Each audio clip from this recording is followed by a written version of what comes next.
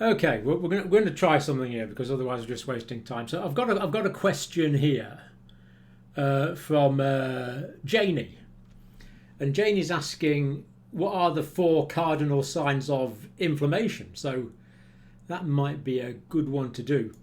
Now, I do actually have a camera as well set up so I can draw on pieces of paper, but of course I don't know how to access that. But let's think about Janie's question on inflammation, just to sort of try and start us off. So, inflammation is the body's natural way of defending itself. It's the body's natural response to any insult. So any time that the tissues are cut or bashed or heated up or cooled down, or you drop chemicals on it, or you irradiate it, whatever it might be, then that's going to insult the tissues and that will damage the tissues. There's going to be tissue damage. And whenever you get tissue damage, you want to bring about repair of that tissue. You want to repair it. And that's what inflammation does. It's the first stage in the repair or first stage in the healing process. So what actually happens is the small blood vessels will dilate. They'll get wider. In inflammation, the blood vessels will get wider. And what that means is that more blood goes to the area. And if more blood is going to the area, then you're getting oxygen to facilitate the metabolic processes that are required for healing. Because wound healing requires a lot of oxygen, and it requires a lot of energy as well. So we need glucose and amino acids and things like this going to the inflamed area. So where there's more blood going, that means we get redness. So in inflammation we get redness. And also because the capillaries dilate and get wider, fluid gets out of them. This is called inflammatory exudate, and we start getting fluid in the tissue spaces. So fluid is migrating from the plasma, from the intravascular space, into the interstitial compartment, into the tissue spaces. And this causes swelling. So we get redness and we get swelling. And because there's a lot of blood there, and the blood is coming from the core of the body, that blood is warm, so we'll get heat as well. So we get heat, we get redness, we get swelling. And as well as that, inflammation is brought about by what we call inflammatory mediators. So damaged cells will be acted on by enzymes in the tissues, such as cyclooxygenase, and prostaglandins will form to mediate this inflammatory process. And that will sensitize the pain receptors in the tissues. And the pain receptors in the tissues are called nociceptors. So it will sensitize those, lowering the depolarization threshold. So that means we get pain, heat, redness, swelling, and pain. They're the four cardinal features of inflammation. But the point is, these don't just happen by accident. They are there to facilitate the healing process. So more blood, the hyperemia, brings more oxygen, brings more nutrients, brings more vitamin C, brings white blood cells to fight against infection. This is absolutely essential. So we get the heat, the warm blood going to the surface with all these essential things in it. The swelling is also going to bring lots of nutrients into the tissue spaces. And the pain is actually good as well, because if you've got something that's inflamed and swollen, you don't want to be moving it around too much. And that will allow healing to take place as well, especially if there's something like a broken bone. So it's protective. And this is why it concerns me quite a lot when people just take away inflammation for no particular reason. So very often people will give, sometimes for example with inflamed skin, you can always get rid of an inflammation in the skin by putting steroid cream on it. But sometimes that's exactly the wrong thing to do, because treating the inflammation is not treating the cause of the condition, it's treating the symptoms of the condition. And we want to treat the causes, not the symptoms. Treat the underlying cause. So if the cause of the inflammation is a bacterial infection, we want to treat that. If the cause of the inflammation is a chemical problem or an inflammatory autoimmune problem, we want to treat that rather than just treating the symptoms. So remember, inflammation's an essential part of the healing process. We don't want to stop it without a good reason to do so. And the cardinal features are heat, pain, redness, swelling and loss of function. So that was one question. Let's see if there's another one. I do apologise for being disordered here. I'm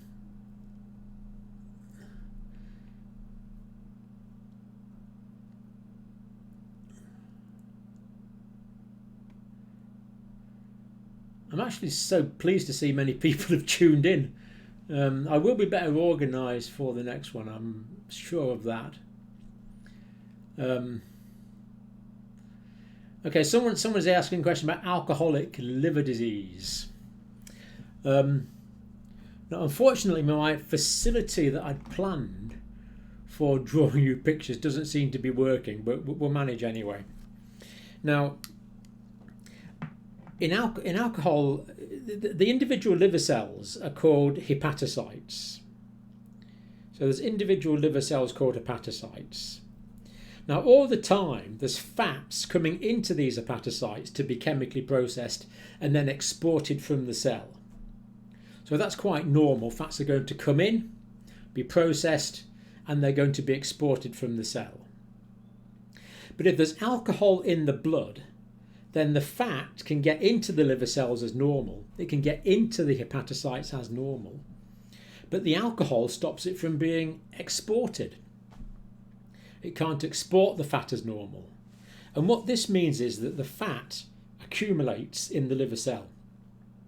So normally there's a small amount of fat in the liver cell, but the alcohol causes that to accumulate and we get more fat. And this accumulation of fat is called steatosis.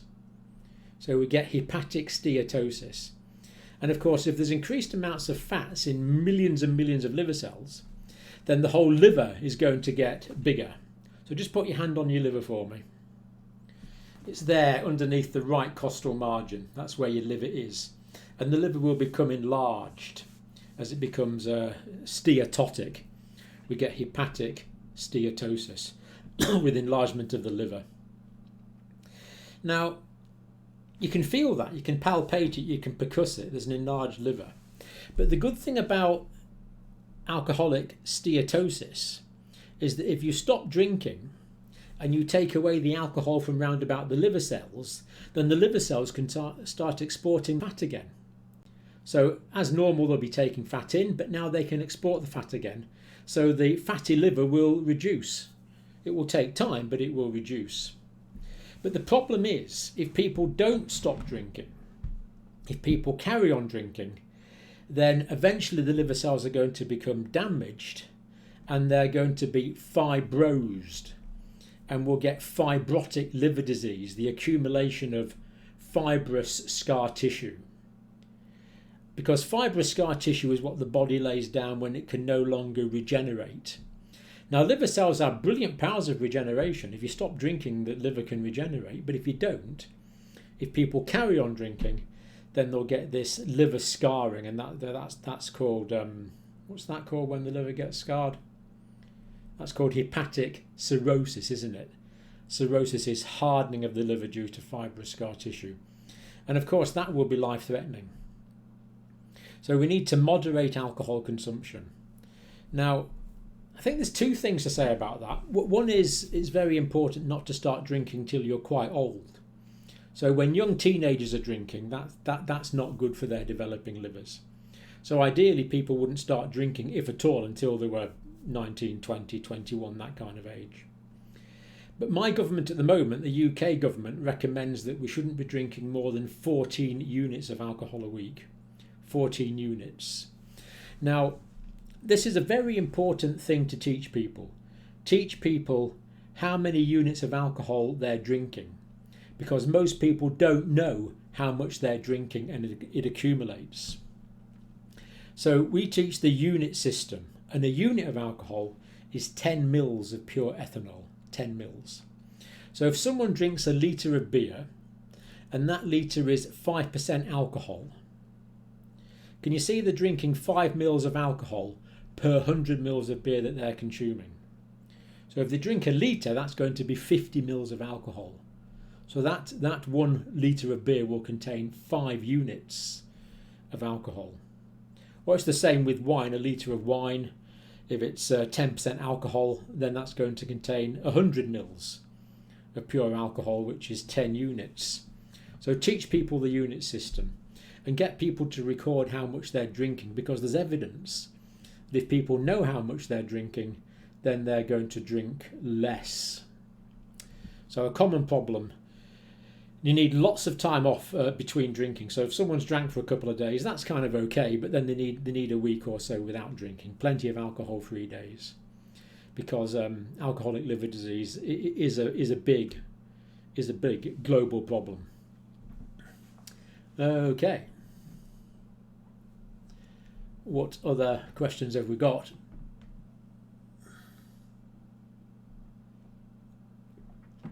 Okay. But Bahiri, B-A-H-R-I, Bahiri wants me to explain shock. Well, shock has got a specific meaning in medical terms. Shock is when the tissues of the body are not being adequately perfused with blood. So the body tissues need perfused with blood all the time. Now there's only one, no, there's two. There's 2 living tissues which aren't perfused with blood. That is the epidermis, which is the top of the skin. That's not actually perfused with blood. It gets its nutrients from the dermis below. And the other part is the clear part in front of the eye. That doesn't have a blood supply. But again, it's fed by tissue fluid. But apart from that, all body tissues need a constant supply of blood to get the oxygen in, to get the nutrients in, to get the carbon dioxide out, to get the waste nitrogen out. And when the blood pressure or the circulatory system is not adequate to perfuse the tissues of the body with blood, then we get shock. So we can say that shock is a state of reduced tissue perfusion. In fact, that's a good definition of shock. And when you're learning this kind of thing, it's really good to learn definitions. I can still remember definitions I learned when I was 18, and that's quite a few years ago. So shock is a state of reduced tissue perfusion. There is not enough blood getting to the tissues. That is what shock is. And if there's not enough blood getting to the tissues, what will happen is they're not going to get enough oxygen. And if they don't get enough oxygen, they can't support metabolic processes. They can't generate the energy that is required. And what will happen then is the metabolism in the individual cells in these tissues which are now hypoperfused, that are not getting enough blood, then that metabolism will change from aerobic to anaerobic. Now, aerobic is metabolism in the presence of oxygen, but they will change to anaerobic metabolism. Now, what chemical is produced as a byproduct of anaerobic metabolism?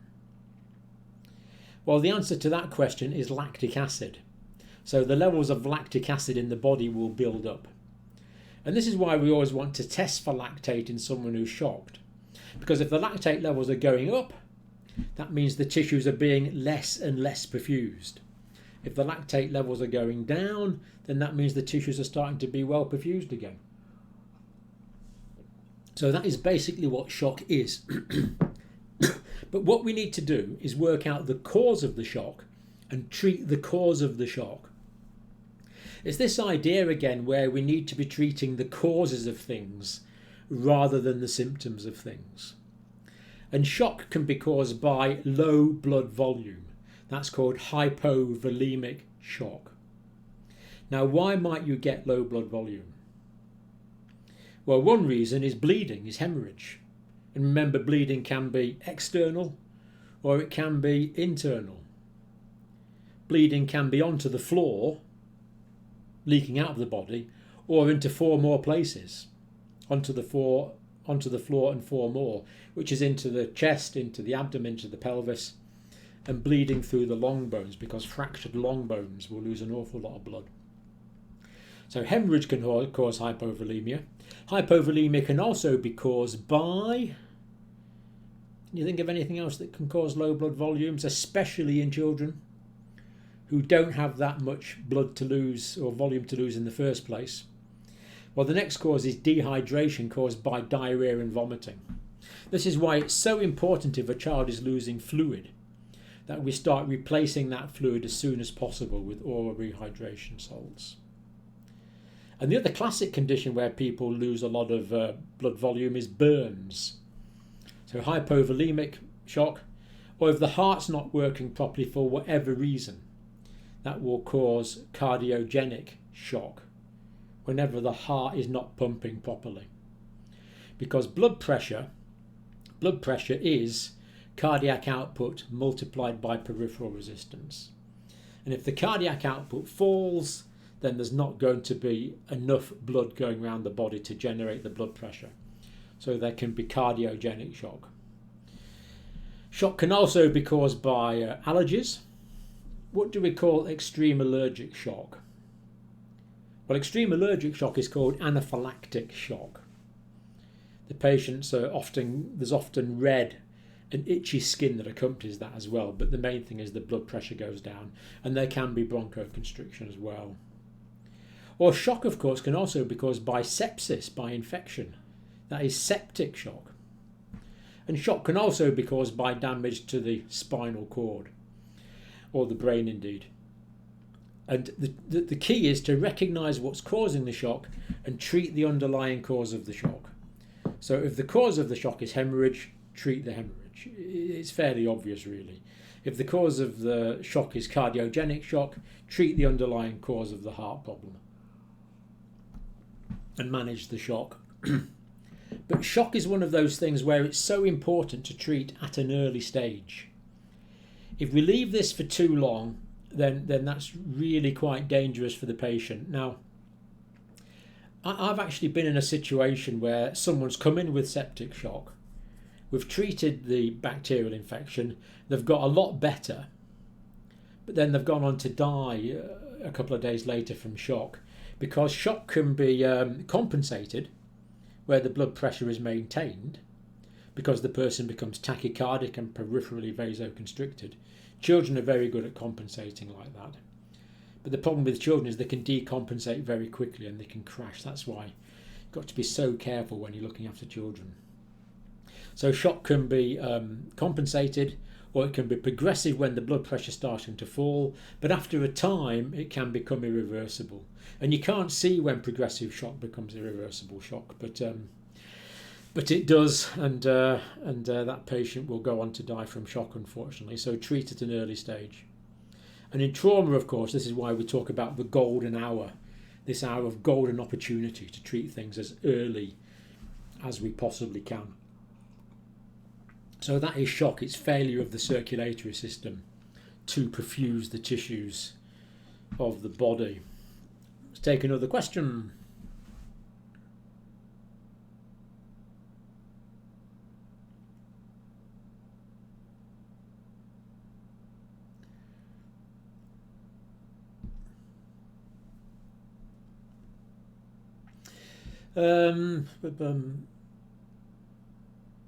So Dar is asking about warfarin and other anticoagulants.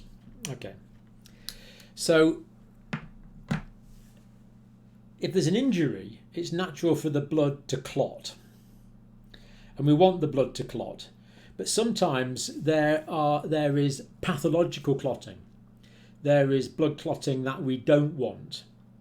And if there is blood that clots inside a blood vessel, we have a special name for that. So if you get blood clot in a blood vessel, say in the leg, in one of the deep veins in the leg, then that's called a thrombosis. That there is a thrombus. The condition is called thrombosis. There will be a thrombus. And there's a blood clot where we don't want one. And the problem with that is that bits can break off from that blood clot and travel up the right-hand side of the body, through the right-hand side of the heart to the lungs. And that will cause a pulmonary embolism, and that's a life-threatening condition. So that's an example of a condition where we want to give anticoagulants, where we want to reduce the coagulability of the blood. And drugs like heparin and warfarin interfere with the coagulation factors in the blood, and they will reduce the coagulability of the blood. Now, what we want to do is make the blood, in these conditions, we want to make the blood less likely to clot more slowly, but we don't want it to stop clotting at all. So what we do is we work out a ratio, and this ratio is called the international normalized ratio. So if your blood is clotting in normal time just now, that's a ratio of 1. But if we go anticoagulants and it takes twice as long to clot, that's an INR, an international normalized ratio of 2. If it's taking 3 times as long to clot, that's a INR, an international normalized ratio of 3. And we can titrate the amount of drug that we give to get the desired anticoagulation effect that we want. Another time when we might give anticoagulants is if someone's got atrial fibrillation and we don't want them to generate a cardiogenic thrombus from the heart that can go off to the brain and cause a stroke, so we'll anticoagulate them in that case. So that's why we give anticoagulants. But then, if you work in an accident and emergency department, if someone comes in with a head injury and they're on anticoagulants, then it's much more likely that they're going to get a cerebral hemorrhage. So it's not without risks. So only give anticoagulants if the patient's being well looked after by a doctor who understands these things and can treat the patient safely. So life-saving at sometimes, in some conditions, life-threatening at other times. Anticoagulation. I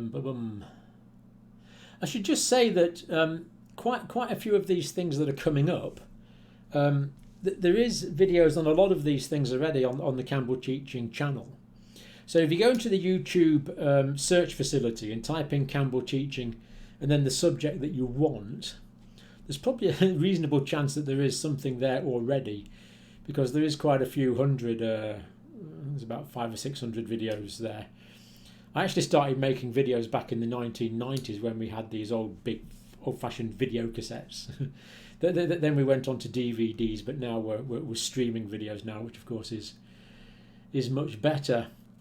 And this is absolutely brilliant, of course, because it means that people who would have difficulty getting access to education can hopefully get some, which is the whole point of this project.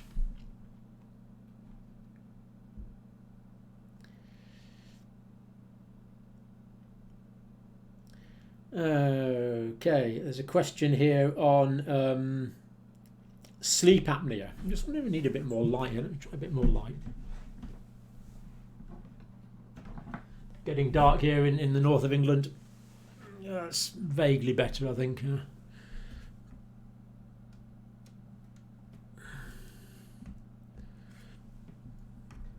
I'll just show you. I did have this camera all set up here to to record things on this piece of paper, but my technical things haven't quite worked this time. But never mind. Okay, I've completely forgotten what I was talking about now. What was I going to talk about? Oh yes, did someone ask about oxidative phosphorylation?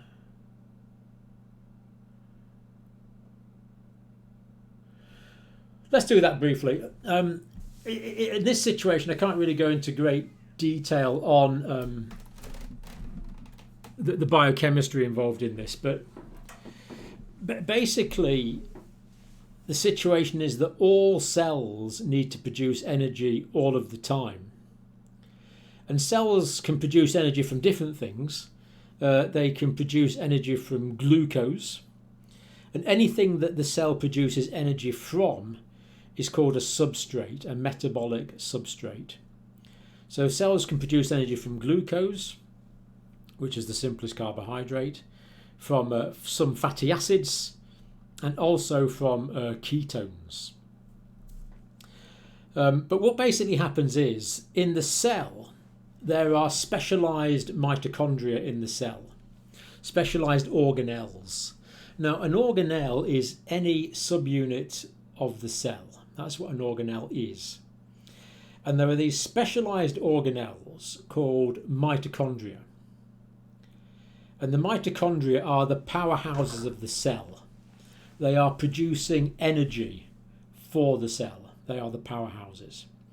And what happens is, in the simplest form, is glucose plus oxygen gives energy plus carbon dioxide plus water.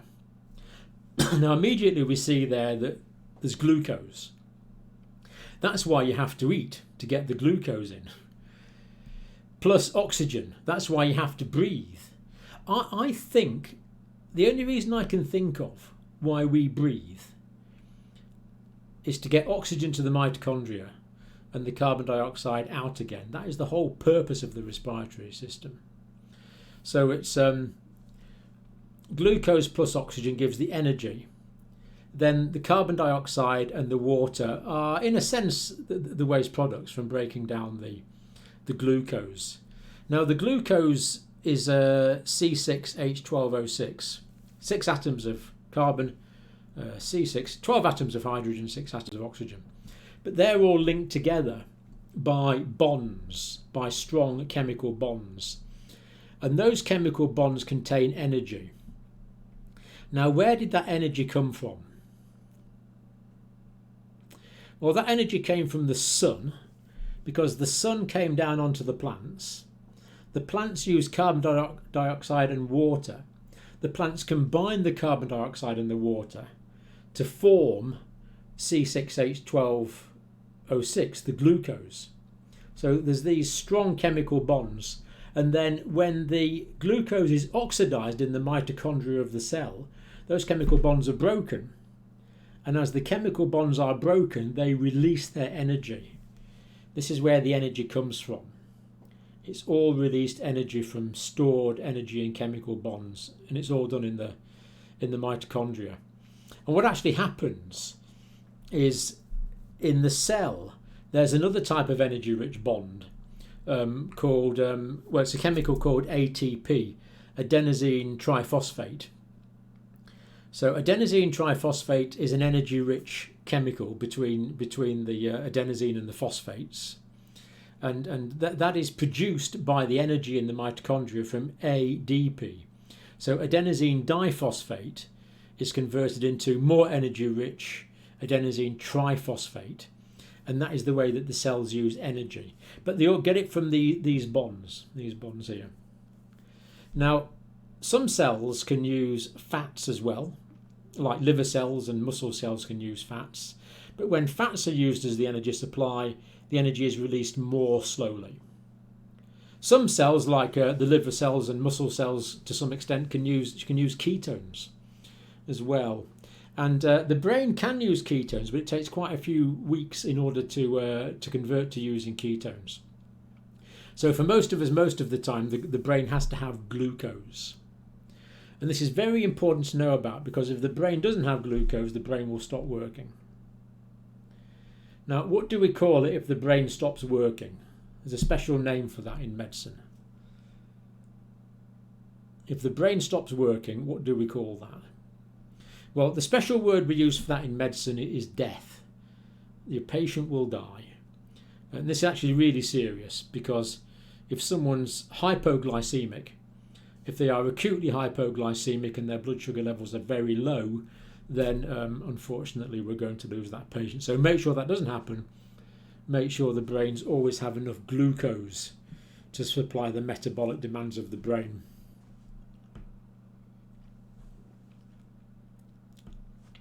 Right, Tom Boyd has asked, why do esophageal varices take place with alcoholic patients? Right, well, in alcoholism, the liver becomes fibrosed. And when the liver becomes fibrosed, it closes down. It's like a scar, it contracts. And going through the liver,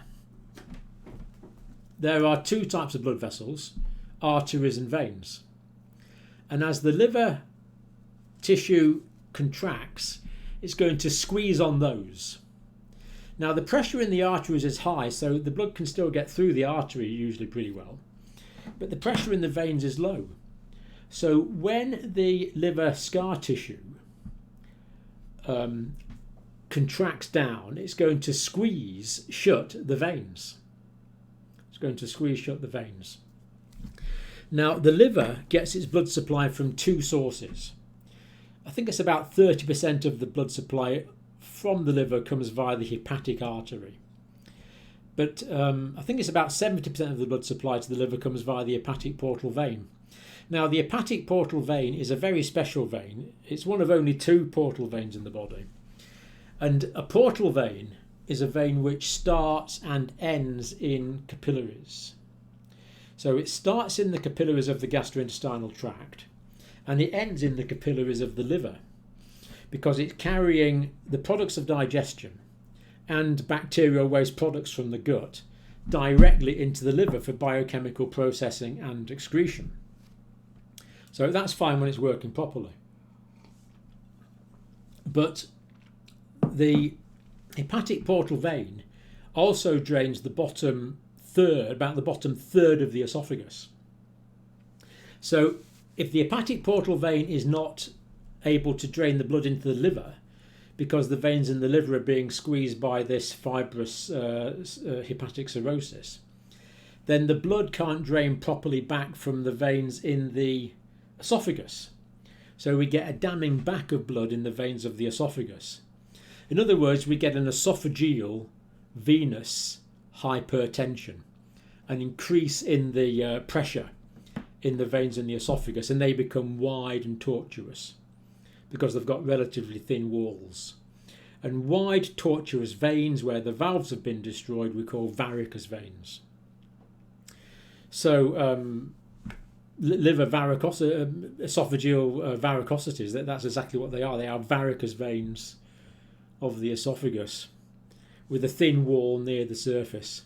And then when you eat something, or just spontaneously, even the walls of these veins can burst, and that can cause torrential hemorrhage with extreme hematemesis, vomiting of blood. I remember one of my patients, I just went to see him, he said, I don't feel very well, and just maybe half a litre of blood. And it looked like blood as well. It wasn't the coffee ground blood that you get, it was the acute blood from the acute hemorrhage from ruptured esophageal varices. So that's the answer. The esophageal varices develop as a result of venous congestion because the esophageal veins drain into the hepatic portal vein. The hepatic portal vein drains back into the liver, but the liver is scarred and squeezing the blood vessels, so you get this backlog of blood all the way up to the varicose veins of the liver. The idea, of course, is to prevent it before it gets to the cirrhosis stage. Good.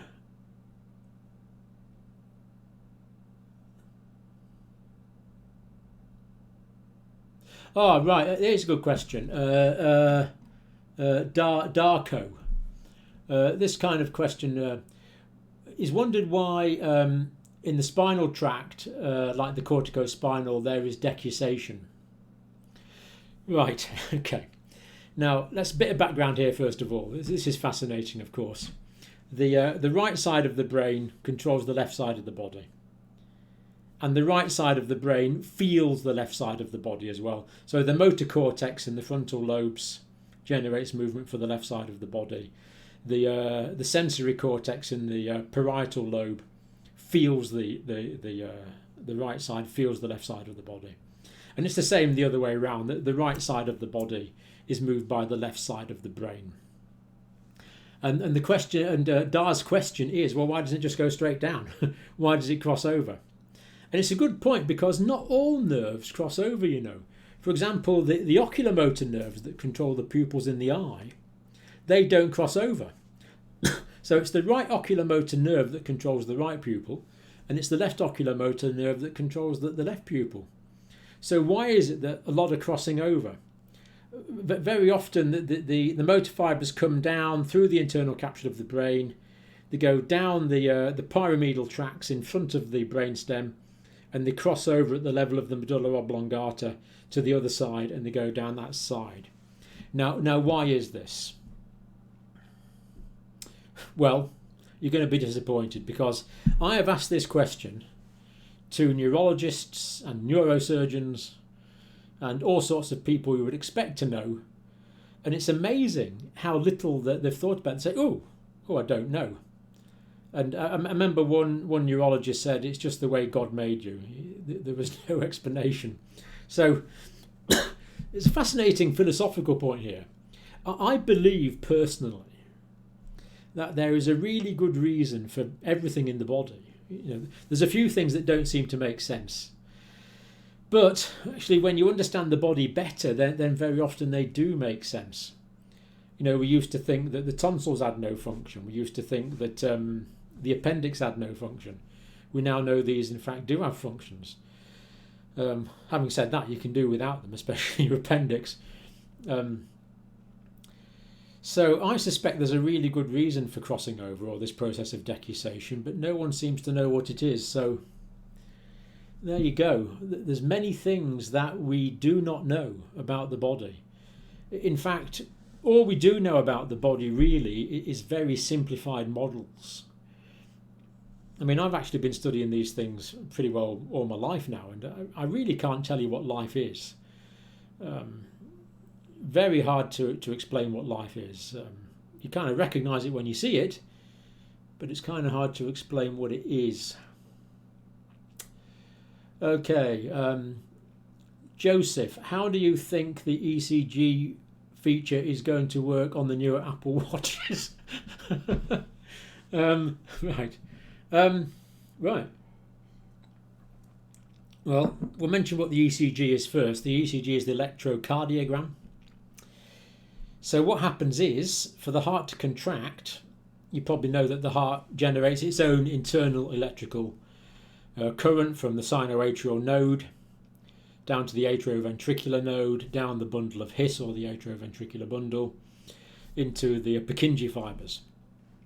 But the reason the muscle contracts is because it depolarizes.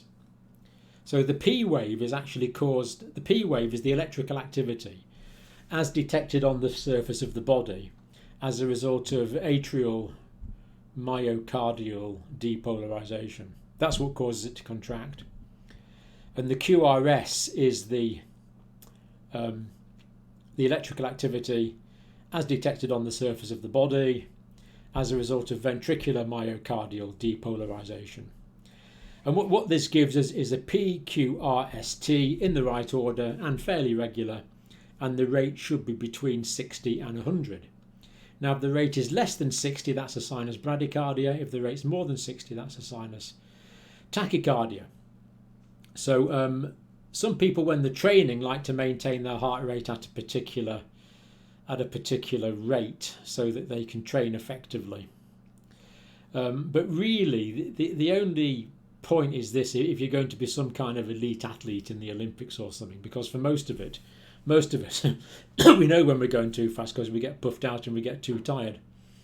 So I think the ECG feature on the Apple Watch is perhaps of limited value, but certainly interesting for us to think about normal rhythms. Where it could be of value is people who are having abnormal heart rhythms. So, for example, if someone gets a paroxysmal atrial fibrillation, they could see it if their Apple Watch was giving them the ECG readout. So it could be useful for detecting abnormal heart rhythms.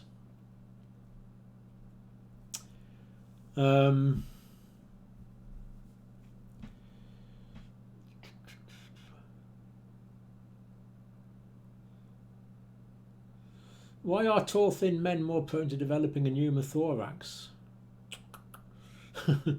That's a good question. It's certainly true. So there's two types. A pneumothorax. So between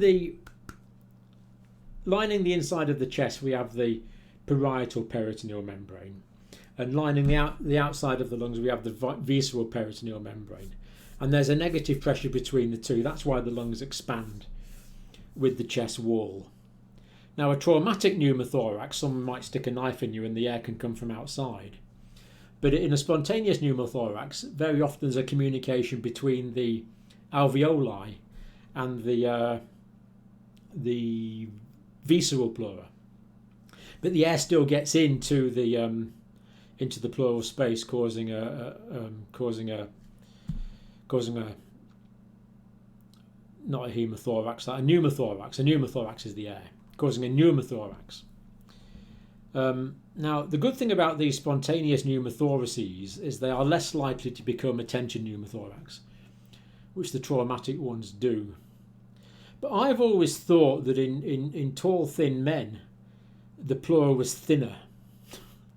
Now that may not be entirely true, but if you think about someone growing very tall, the chest is being stretched and the pleura become thinner and therefore more likely to rupture, causing a spontaneous pneumothorax. And someone that's had one is more prone to others.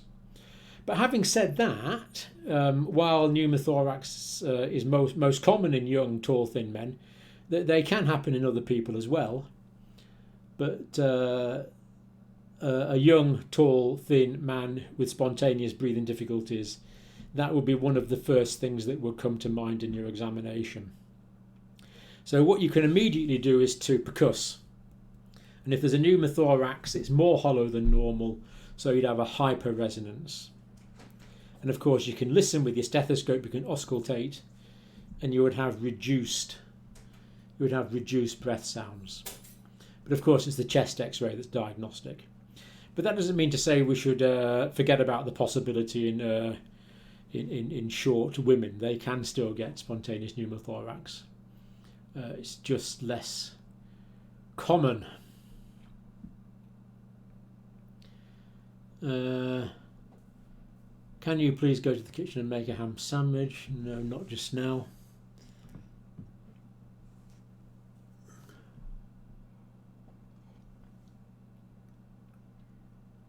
What other questions have we got?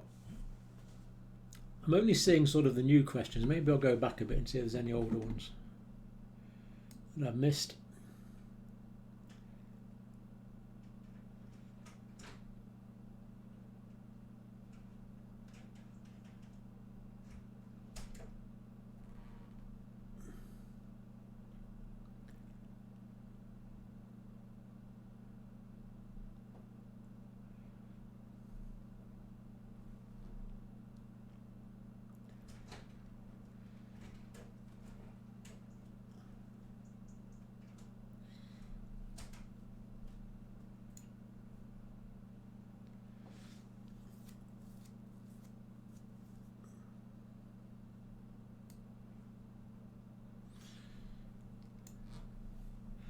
So many questions.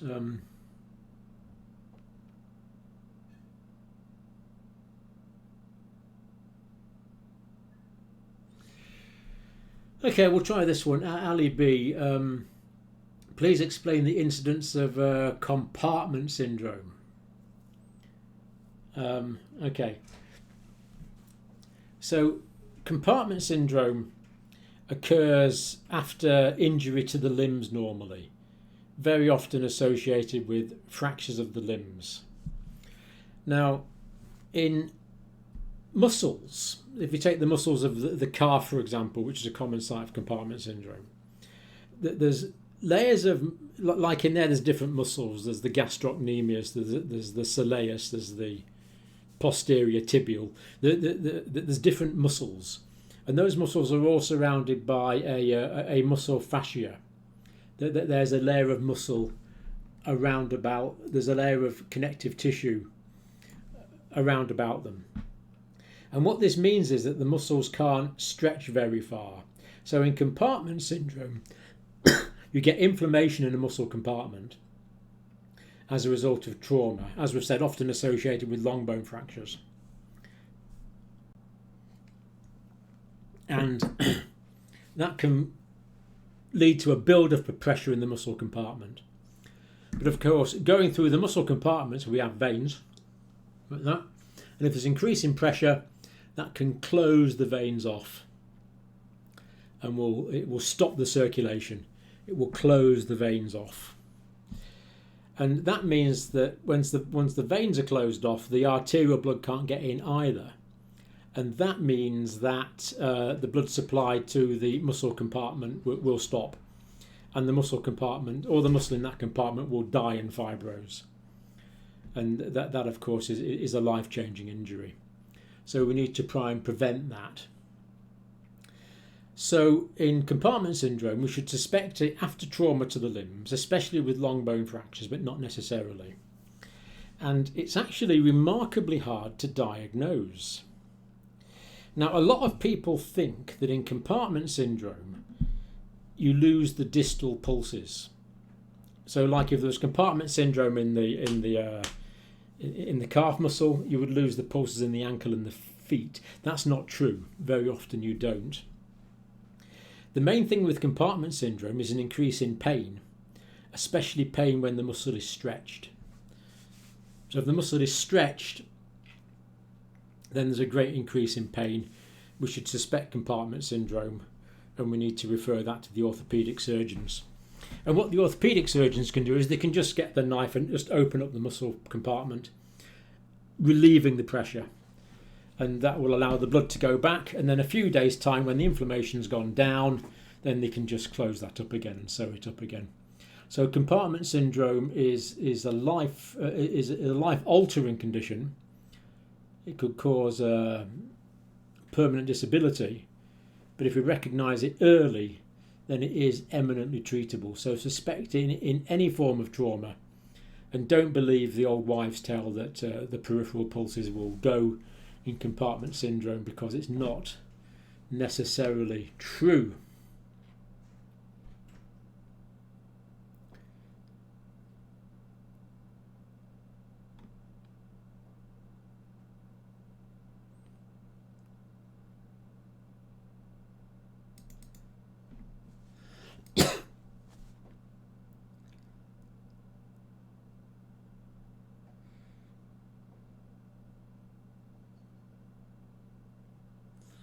Let's go back to some of the ones I missed earlier on. There might be some interesting questions.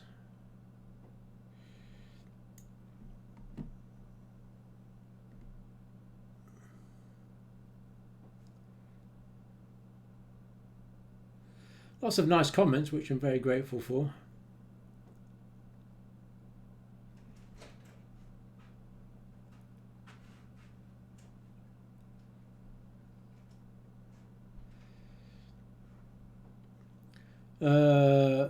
Fozia Ali has said, can you explain blood interpretations? That's a good question. Well, pretty well everyone that comes in to hospital into A&E gets a blood test. Anyone with anything vaguely serious anyway. And we use bloods for everything. Let's look at them in basic terms.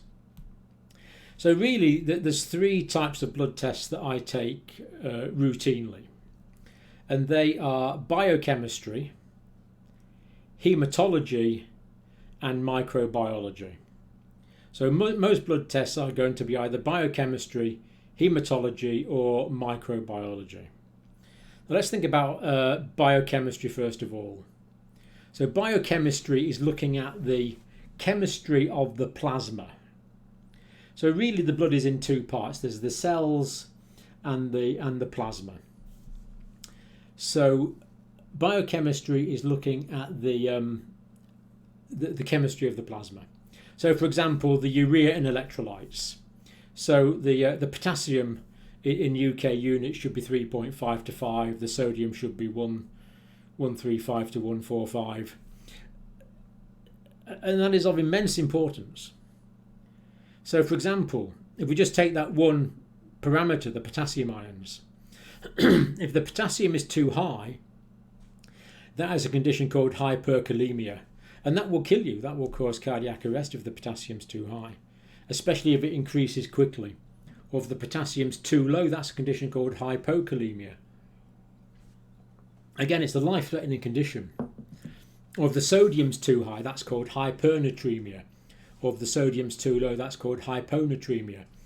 Because all of these chemicals need to be in a homeostatic range. in order for physiology to work normally.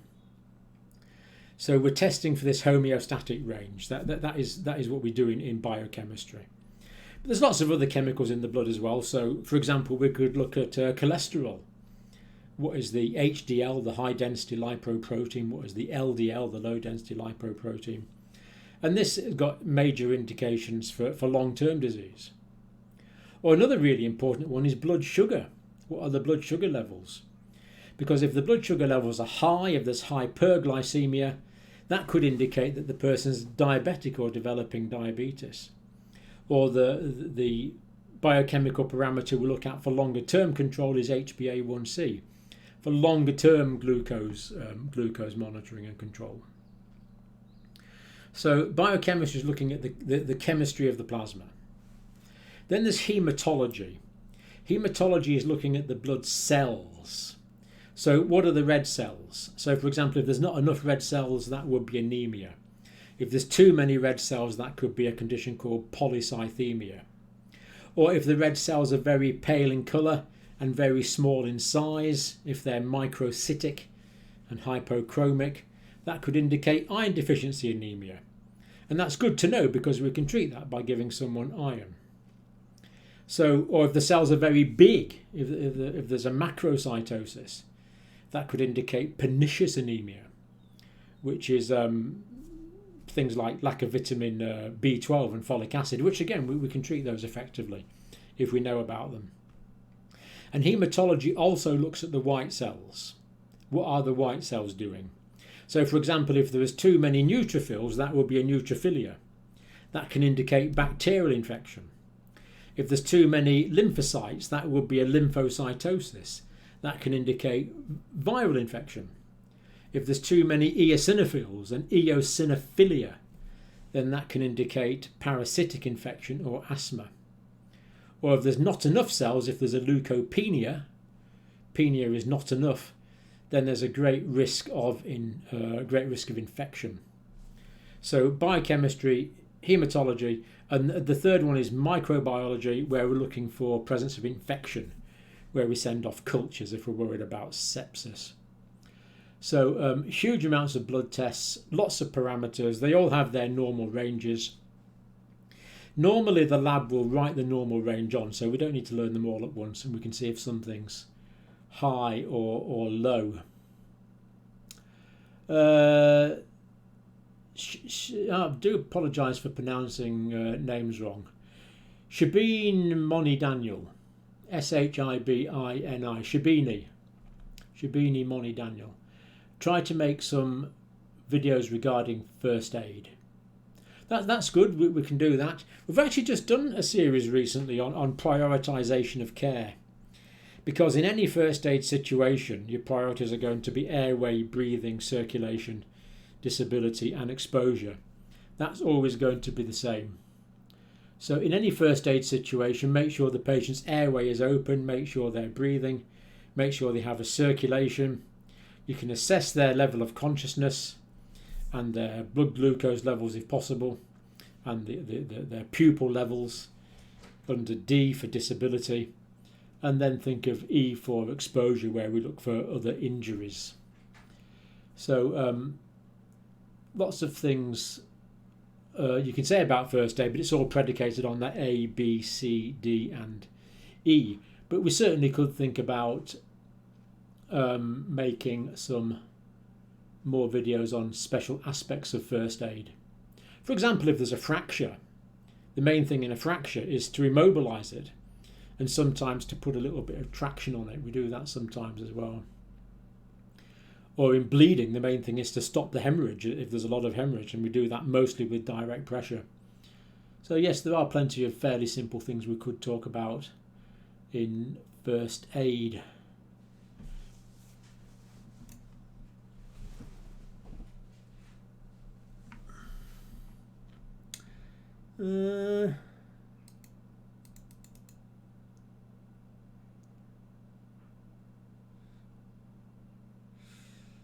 Just do one or two more, I think, then we'll leave that for this first one. Next one I will try and get the technical aspects much more under control.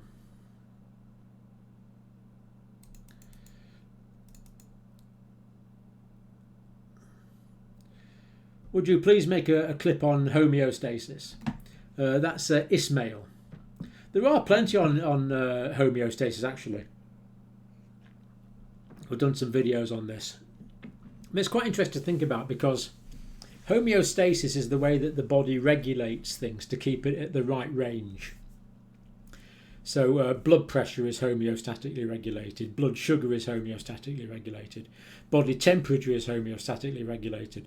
And indeed all those chemicals we talked about in the blood like sodium and potassium are homeostatically regulated. So are the levels of endocrine glands, it's all homeostatically regulated.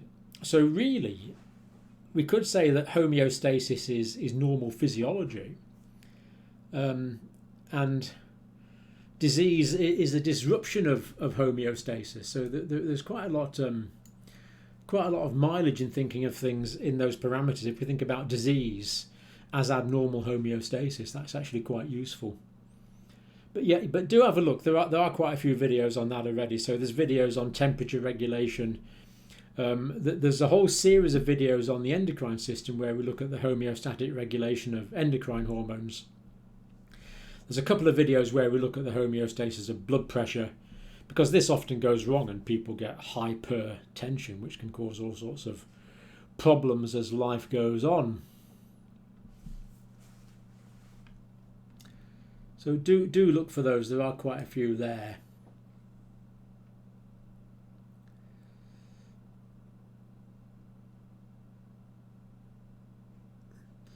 Arterial blood gas interpretation. Yes, I could do a video on that. Now sometimes we take blood from arteries, and the biochemistry and the hematology is the same, but the difference is the blood from arteries tells us about the gases in the blood, the PO2 and the PCO2, the amount of oxygen and the amount of carbon dioxide. And this is very useful. So, for example, if someone's oxygen is low, then they are hypoxemic. That's a dangerous condition. We need to give them oxygen. Or if someone's carbon dioxide is high, again, that can cause problems as well. They can become acidotic. Or some people that have got chronic bronchitis are carbon dioxide retainers. They retain too much carbon dioxide, and those people, we don't want to give them too much by the way of oxygen therapy, because that can stop them breathing. So arterial blood gases are often very important to know about, especially in chronic obstructive airway diseases and other types of hypoxia.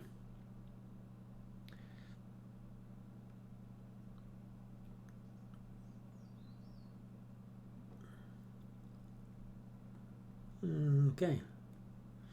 We've been going for about an hour now, even despite the somewhat dodgy start.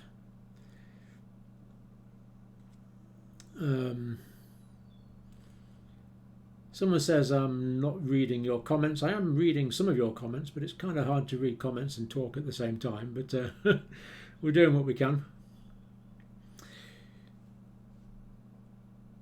Is putting ice pack on inflamed tissue good or bad? You know, we did kind of allude to this before. Yeah, the answer kind of depends on who you ask. People do talk about rice, rest, something, elevation and cold. But what I can tell you that is certainly true is the cold will inhibit the inflammatory response. And the inflammatory response is the first stage of the healing process. So sometimes we want to reduce inflammation, that's true. Sometimes we want to reduce swelling. But if I tell you for sure that cold will reduce inflammation and the inflammation is the first stage of the healing process, I think you can see there that it's reasonable to conclude that cold will reduce the onset of the healing process.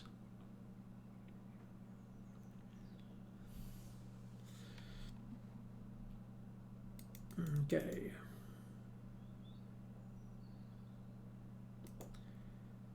So someone here is asking, what would be a good reason to prescribe anti-inflammatory drugs? Okay, I think we'll do this, then we'll probably wind up a bit for this first one.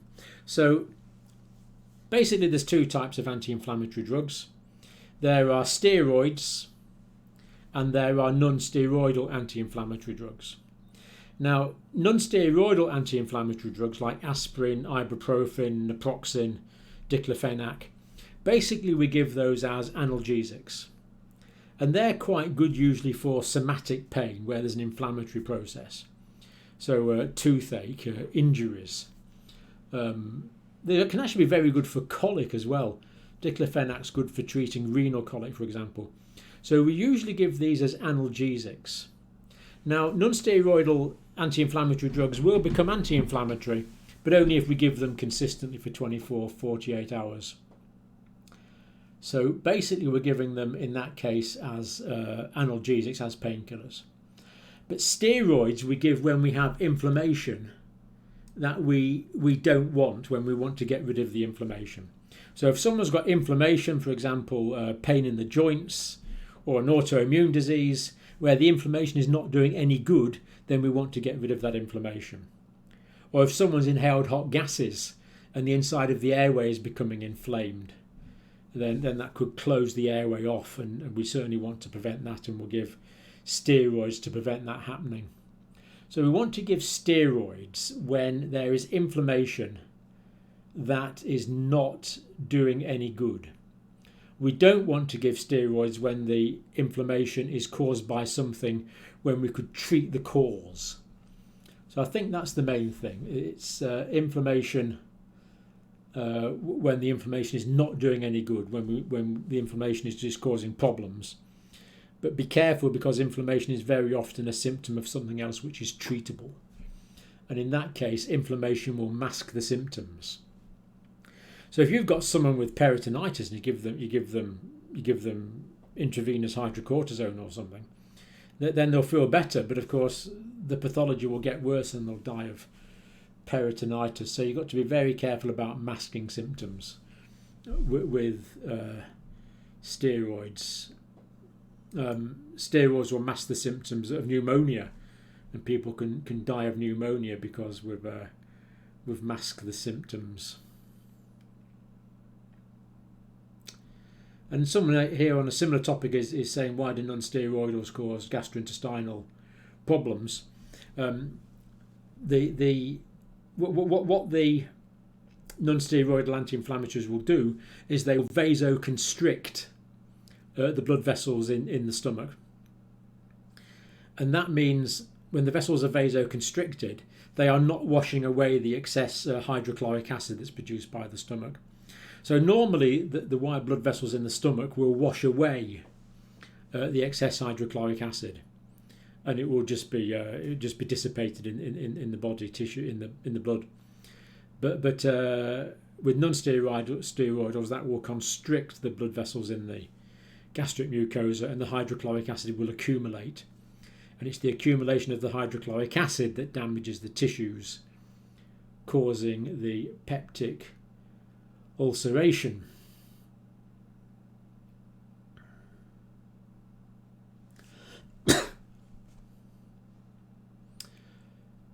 Why does prednisolone increase blood sugar? Well, all steroids increase blood sugar because steroids are released from the normal steroids are released from the adrenal cortex, and they are emergency hormones, so they increase sugar so that we can carry on exercising for a long period of time. And giving artificial steroids will also increase blood sugar levels quite significantly. But the good news is that when you stop giving the steroids, then normally the sugar levels will go down again.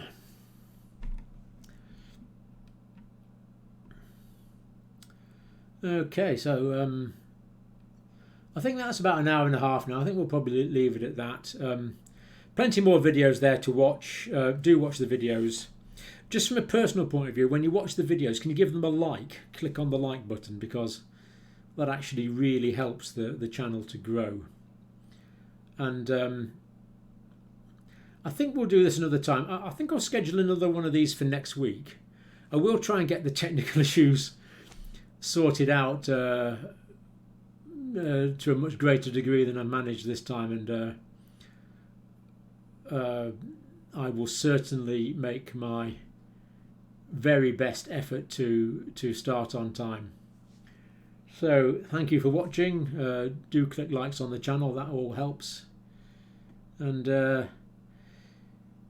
actually, yeah, if you do that, that's great. But the main thing is that you take this information and you use it to help people. You know, you practice with humility, you practice with other members of your team, and you use it to help people. That's what healthcare is all about. Okay, God bless you all, and we will have another one next week, and I'll announce in a couple of days' time when it will be, and hopefully the technical issues won't be so much of a problem then. Okay, thank you, and God bless you all.